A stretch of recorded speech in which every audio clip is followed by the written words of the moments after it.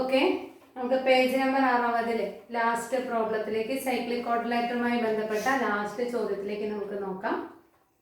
In the picture points P, Q, R are marked on the sides BC, CA and AB of triangle ABC. നോക്കൂ, ഈ ചിത്രത്തിൽ ഒരു triangle ABC നമുക്ക് കാണാം. ആ ട്രയാങ്കിൾ ABCയുടെ മൂന്ന് സൈഡുകളിൽ മാർക്ക് ചെയ്തിട്ടുള്ള പോയിന്റുകളാണ് P, Q, R. ഇനി എന്താണ് പറയുന്നത്? And the circle of triangle AQR. എവിടെ AQR? നമുക്ക് നോക്കാം. AQR അതിന്റെ സർക്കിൾ ആണ് ഇതാ ഇതിലെ ചുവന്നില് വരച്ചിരിക്കുന്നത്. കാരണം 3 പോയിന്റിലൂടെയും കടന്നു പോകുന്നു. And triangle BRP. നോക്കൂ, BRP സർക്കിൾ ടീച്ചർ കൈകൊണ്ട് വരച്ചിരിക്കുകയാണ് കേട്ടോ. അതുകൊണ്ടാണ് ഇവിടെ അത്ര ആക്യുറേറ്റ് ആവാത്തത്. നിങ്ങൾ വരയ്ക്കുമ്പോൾ വൃത്തിയായിട്ട് കോമ്പസ് കൊണ്ട് ടെക്സ്റ്റ് നോക്കി വരയ്ക്കുക. BRP are drawn. M is a point where these circle intersect. ഈ M എന്ന് പറഞ്ഞ പോയിന്റിലാണ് ഈ രണ്ട് സർക്കിളുകൾ എന്ത് ചെയ്യുന്നു? ഇന്റർസെക്റ്റ് ചെയ്യുന്നു. എന്താണ് നമുക്ക് പ്രൂവ് ചെയ്യേണ്ടത്? Prove that the circle of triangle CPQ. നോക്കൂ, ട്രയാങ്കിൾ CPQ കണ്ടല്ലോ. അപ്പൊ ഇവിടെ ഒരു ട്രയാങ്കിള്, ഇവിടെ ഒരു ട്രയാങ്കിള്, ഈ മൂന്നാമത്തെ വെർട്ടെക്സില് മറ്റൊരു ട്രയാങ്കിള്. ആ ട്രയാങ്കിളിന്റെ സർക്കിൾ വരച്ചാൽ prove that the circle of triangle CPQ also passes through M. ഇതാണ് നമ്മൾ പ്രൂവ് ചെയ്യേണ്ടത്. ഒന്നുകൂടി നമുക്ക് നോക്കാം. In the picture points P, Q and R are marked on the sides BC, CA and AB of triangle ABC, and the circles of triangle AQR, triangle BPR രണ്ടെണ്ണം വരച്ചു, M ൽ intersect ചെയ്തിരിക്കുന്നു. അതാണ് M. ഇനി prove that the circle of triangle CPQ വരച്ചിട്ടുണ്ടോ? ഇവിടെ ഇല്ല. വരച്ചാൽ അതും ഏതിലൂടെ കടന്നു പോകും? പറയൂ. എമ്മിലൂടെ കടന്നു പോകും എന്ന് തെളിയിക്കണം. ഈ ചോദ്യത്തിനെ മറ്റൊരു രീതിയിൽ ചിന്തിച്ചു നോക്കി നോക്കൂ. നമ്മള് സർക്കിളിന്റെ തുടക്കത്തിൽ നമ്മൾ പറഞ്ഞിരുന്നു, ഒരു ട്രയാങ്കിളിന് ഏതൊരു ട്രയാങ്കിളിന് നമുക്ക് എന്ത് വരയ്ക്കാം? സർക്കിൾ വരയ്ക്കാം എന്ന് നമ്മൾ പഠിച്ചിരുന്നു. ഓർമ്മ ഉണ്ടാകും അല്ലേ? ഇത് ക്വാഡ്രിലേറ്ററിലേക്ക് വരുമ്പോൾ കണ്ടീഷൻ അനുസരിച്ചാലേ ക്വാഡ്രിലേറ്ററിന് വരയ്ക്കാൻ പറ്റുള്ളൂ. എന്താണ് ക്വാഡ്രിലേറ്ററിന്റെ പ്രത്യേകത? അതിന്റെ നാലാമത്തെ വെർട്ടെക്സിൽ ഉണ്ടാകുന്ന ആംഗിളിനാണ് പ്രത്യേകത വരേണ്ടത്. ആ ആംഗിളും അതിന്റെ ഓപ്പോസിറ്റ് ആംഗിളും തമ്മിൽ ആഡ് ചെയ്താൽ എന്ത് കിട്ടിയാൽ മതി? 180 ഡിഗ്രി എന്ന് കിട്ടിയാലേ നമുക്ക് നാലാമത്തെ വെർട്ടെക്സിലൂടെ വരയ്ക്കാൻ പറ്റുള്ളൂ.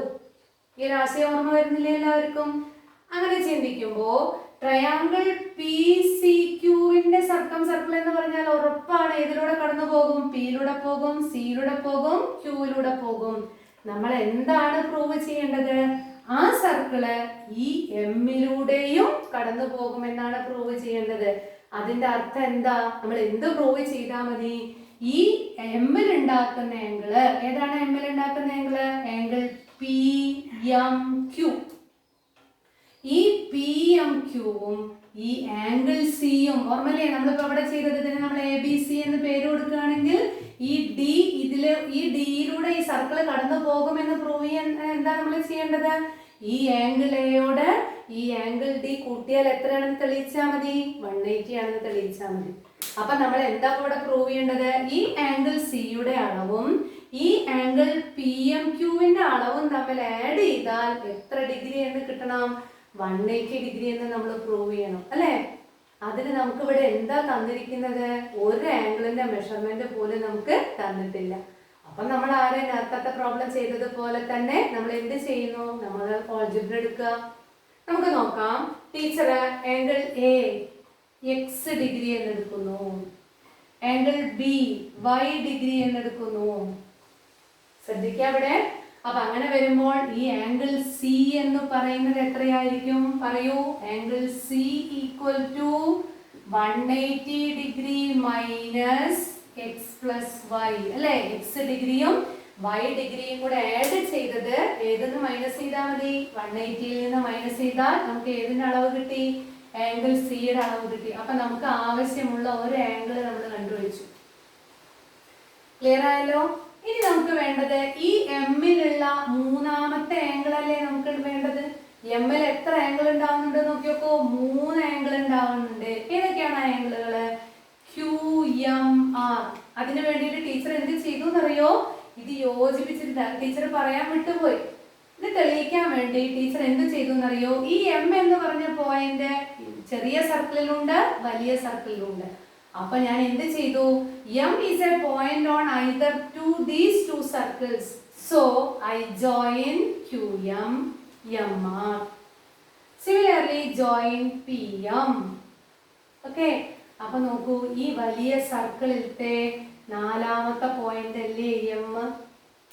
അതായത് എന്റെ കയ്യിന്റെ വിരല് പോകുന്നത് ശ്രദ്ധിക്കുക.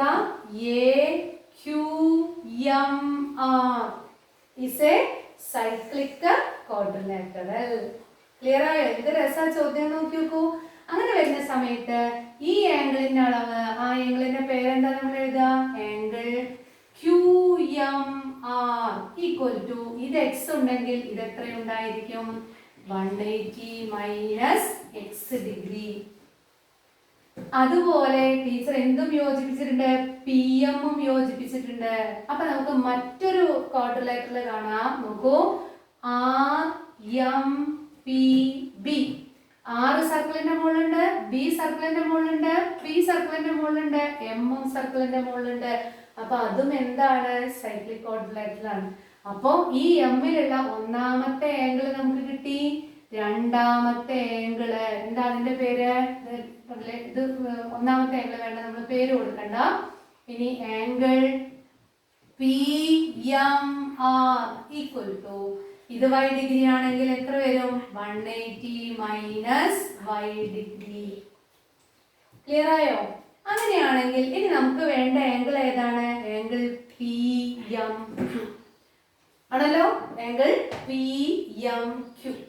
ആ ആംഗിൾ PMQ എന്ന് പറയുമ്പോൾ ആകെ 3 ആംഗിളേ എമ്മിന് ചുറ്റിലുമുള്ളൂ. ആ 3 ആംഗിളും കൂടെ ആഡ് ചെയ്താൽ എത്രയാണ് കിട്ടുക? 360 ആണ് കിട്ടുക. അപ്പൊ അതിലത്തെ മറ്റ് 2 എണ്ണം കിട്ടിയതുകൊണ്ട് ഇനി ആംഗിൾ PMQ നമുക്ക് അറിയണം അല്ലെ? എന്തായിരിക്കും angle PMQ? Angle PMQ equal to, ആകെ 360 ഉണ്ട്, 360 മൈനസ് മറ്റ് 2 ആംഗിളുകൾ പറയൂ. 180 minus x degree plus 180 minus y degree. ഒന്ന് കാൽക്കുലേറ്റ് ചെയ്ത് നോക്കാം. ഈക്വൽ ടു 360 മൈനസ്, ആദ്യം ഇതിനുള്ളിൽ ആഡ് ചെയ്ത് നോക്കാം. 180 plus 180 360 minus x degree minus y degree. നീ മൈനസ് കൊണ്ട് മൾട്ടിപ്ലൈ ചെയ്യുമ്പോൾ 360 minus 360 minus of minus plus x degree plus y degree. 360യും 360യും ക്യാൻസൽ ചെയ്ത് പോയി. Equal to x degree plus y degree. ആരുടെ അളവാണ്? ആംഗിൾ PMQ ന്റെ അളവ്. ഇതല്ലേ നമുക്ക് രണ്ടാമത് കിട്ടേണ്ട ആംഗിൾ. ആംഗിൾ സിയും കിട്ടി, ആംഗിൾ PMQവും കിട്ടി. ഇനി ആ 2 ആംഗിളുകളുടെ സം 180 ഡിഗ്രി ആണെങ്കിൽ ഉറപ്പാണ് അത് നാലാമത്തെ വെർട്ടെക്സിലൂടെ കടന്നു പോകും. അപ്പൊ നമ്മൾ ഇനി അടുത്തത് എന്താ കണ്ടുപിടിക്കേണ്ടത്? ഈ 2 ആംഗിളുകളുടെ എന്ത് കണ്ടുപിടിക്കണം? സം കണ്ടുപിടിക്കണം. Therefore angle C plus angle PMQ equal to, angle C ഇതാണ് 180 minus X plus y degree plus, പറയൂ ഇവിടെ എന്താ കിട്ടിയത്? X plus y degree. നോക്കൂ, ഇത് minus X plus y degree, ഇതോ plus x plus y degree. രണ്ടും തമ്മില് പോകും, ക്യാൻസൽ ചെയ്ത് പോകും. ബാക്കി എത്ര ഡിഗ്രിയാണ്? 180 ഡിഗ്രിയാണ്. അപ്പൊ എന്താ നമ്മൾ പ്രൂവ് ചെയ്തേ? ഈ ആംഗിളും ഇവിടെയുള്ള ആംഗിളും നമ്മൾ ആഡ് ചെയ്താൽ 180 കിട്ടുമെങ്കിൽ opposite angles are supplementary. Therefore, we can draw a circle passing through the point PCQM, or the circumcircle of the triangle PCQ will also pass us through the point M. എത്ര ഭംഗിയുള്ള ഒരു problem ആണെന്ന് നോക്കി നോക്കുക. നമ്മൾ ചെയ്യേണ്ടത് എന്താണെന്ന് പറയാം. നമുക്ക് ഈ പ്രോബ്ലം ചെയ്യാൻ നമുക്ക് വിഷമമുണ്ട്, പക്ഷെ ഈ ഒരു പ്രോബ്ലം ഉണ്ടാക്കിയ ആളെ കുറിച്ചൊന്ന് ചിന്തിച്ച് നോക്കി നോക്കൂ. ഇങ്ങനത്തെ സാഹചര്യങ്ങൾ ചിന്തിച്ചിട്ട് വേണ്ടേ ഇങ്ങനൊരു ചോദ്യം ഉണ്ടാക്കണമെങ്കിൽ. അപ്പോൾ ആ ചോദ്യത്തിന്റെ ഭംഗി നമ്മൾ ആലോചിച്ച് പഠിച്ച് നമ്മൾ ഇതിനോട് താല്പര്യം എടുത്തിട്ട് നമ്മൾ പഠിക്കുക. വളരെ നന്നായിട്ട് എല്ലാവരും ശ്രമിക്കുക. ഇപ്പോൾ സൈക്ലിക് ക്വാഡ്രിലാറ്ററൽ എന്ന് പറഞ്ഞൊരു ഭാഗവും നമ്മുടെ ടെക്സ്റ്റ് ബുക്കിലത്തെ നമ്മൾ തീർത്തു. ഏതൊക്കെ പഠിച്ചു നമ്മൾ? Angle in a semicircle equal to 90 degree, അതിൽ 3 കണ്ടീഷൻ. അത് കഴിഞ്ഞിട്ട് നമ്മൾ എന്താ പഠിച്ചേ? പറയൂ. സെൻട്രൽ ആംഗിൾ തിയറം പഠിച്ചു അല്ലേ? സെൻട്രൽ ആംഗിൾ തിയറത്തിനെ നമ്മൾ എന്തിലേക്ക് ബന്ധപ്പെടുത്തി? കോഡുമായി ബന്ധപ്പെടുത്തിയിട്ട് ഒരേ പാർട്ടിലുള്ള ആംഗിളുകളെല്ലാം സെയിം ആകുമെന്നും ഓപ്പോസിറ്റ് പാർട്ടിലുള്ള ആംഗിളുകളുടെ സമ്മ് 180 ഡിഗ്രി ആണെന്നും പ്രൂവ് ചെയ്തു. അതിന്റെ കണ്ടിന്യൂഷൻ ആയിട്ട് ഓപ്പോസിറ്റ് പാർട്ടിലുള്ള ആംഗിളുകളുടെ സമ്മ് 180 ഡിഗ്രി എന്ന് പറഞ്ഞ കണ്ടീഷൻ വെച്ച് നമ്മൾ എന്തിലേക്ക് പോയി? സൈക്ലിക് ക്വാഡ്രിലാറ്ററിലേക്ക് പോയി. സൈക്ലിക് ക്വാഡ്രിലാറ്റർ ആകാനുള്ള കണ്ടീഷൻസ് നമ്മൾ പ്രൂവ് ചെയ്തു അല്ലെ? എപ്പോഴാണ് ഒരു വർട്ടെക്സ് പുറത്തു പോവുക, എപ്പോഴാണ് ഒരു വർട്ടെക്സ് ഉള്ളിലാവുക, എപ്പോഴാണ് 4 വർട്ടെക്സും സർക്കിളിന്റെ മുകളിൽ വരിക. അതിനുശേഷം നമ്മൾ എന്താ പഠിച്ചേ? ഒന്ന് ഓർത്ത് നോക്കി നോക്കൂ. ഏതെല്ലാം ക്വാഡ്രിലാറ്ററൽസ് ആണ് സൈക്ലിക് ആകുന്നത്? ഏതൊക്കെയായിരുന്നു? സ്ക്വയർ വരും, റെക്ടാംഗിൾ വരും, ഐസോസിലസ് ട്രപ്പീസിയംസ് വരും അല്ലേ? ഇതെല്ലാം നമ്മൾ ഓർമ്മിച്ച് വെക്കുക. ടീച്ചർ ആ പാഠത്തിന്റെ നമ്മൾ പഠിച്ച ഭാഗം വരെയുള്ള ഷോർട്ടാണ് ഇപ്പൊ പറയുന്നത്.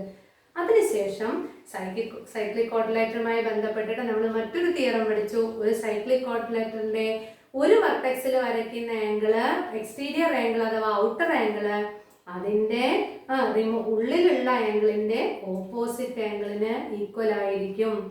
അതിനുശേഷമാണ് നമ്മൾ ഇങ്ങനത്തെ 4 തിയറങ്ങൾ, വേറെ 2 രണ്ടെണ്ണം പഠിച്ചു. എന്താണ് ഇതൊക്കെ? ഒരു തിയറായിട്ട് ഓർത്ത് വെക്കുക. ഒരു ക്വാഡ്രിലാറ്ററില് ആ ക്വാഡ്രിലാറ്ററിന്റെ എന്ത് വരയ്ക്കുന്നു? 4 ആംഗിളുകളുടെയും ബൈസെക്ടേഴ്സ് വരയ്ക്കുന്നു. അവ കൂട്ടിമുട്ടുമ്പോൾ നമുക്ക് നടുഭാഗത്ത് എന്ത് കിട്ടുന്നു? ഒരു ക്വാഡ്രിലാറ്ററൽ വീണ്ടും കിട്ടും. ആ ക്വാഡ്രിലാറ്ററൽ എന്താണെന്നാ പ്രൂവ് ചെയ്തത്? സൈക്ലിക് ആണെന്ന് പ്രൂവ് ചെയ്തു അല്ലെ? ഇനി ലാസ്റ്റ് നമ്മൾ പഠിച്ചതോ? ഒരു ട്രയാങ്കിളിന്റെ 3 സൈഡുകളിൽ നമ്മൾ 3 പോയിന്റുകൾ അടയാളപ്പെടുത്തി കഴിഞ്ഞാൽ അവിടെ ഓരോ വെർട്ടെക്സിലും നമ്മൾ വരയ്ക്കുന്ന ട്രയാങ്കിളിന്റെ സർക്കിൾ ഇന്റർസെക്ട് ചെയ്യുന്ന പോയിന്റിലൂടെ 3ാമത്തെ വെർട്ടെക്സ് ഉൾപ്പെടുന്ന സർക്കിളും കൂടി കടന്നു പോകുമെന്ന് നമ്മൾ മനസ്സിലാക്കി. ഇങ്ങനെ നമ്മൾ രസകരമായിട്ട് ഓരോ കാര്യം പഠിക്കുമ്പോഴും അതിന്റെ തൊട്ട് മുമ്പത്തെ കാര്യവുമായിട്ട് റിലേറ്റ് ചെയ്ത് ഇങ്ങനെ ഓർത്ത് വന്നാൽ സർക്കിൾ എന്ന് പറഞ്ഞ ചാപ്റ്റർ കഴിയുമ്പോഴേക്കും നമുക്ക് ജസ്റ്റ് റിവിഷൻ മാത്രമേ വേണ്ടി വരുള്ളൂ. അങ്ങനെ നിങ്ങൾ നന്നായിട്ട് പഠിക്കുക. ടീച്ചർ ഇത്രയും പറയാനുള്ള കാരണം കഴിഞ്ഞ ദിവസം നിങ്ങൾ ഈ പാഠം പഠിക്കുന്നതിന്റെ ബുദ്ധിമുട്ട് നിങ്ങൾ പലരും പറഞ്ഞു. അപ്പൊ ബുദ്ധിമുട്ടുള്ളത് നമ്മൾ എന്ത് ചെയ്യണം? കൂടുതൽ പ്രാവശ്യം ചെയ്ത് നോക്കണം. അപ്പൊ നമുക്കത് എളുപ്പമായിട്ട് മാറും. എല്ലാവരും ഇത്രയും ഭാഗം നന്നായിട്ട് പഠിക്കുക. ഇനി അടുത്ത സെക്ഷൻ നമുക്ക് അടുത്ത വീഡിയോയിലൂടെ നമുക്ക് പഠിക്കാം. Okay, by.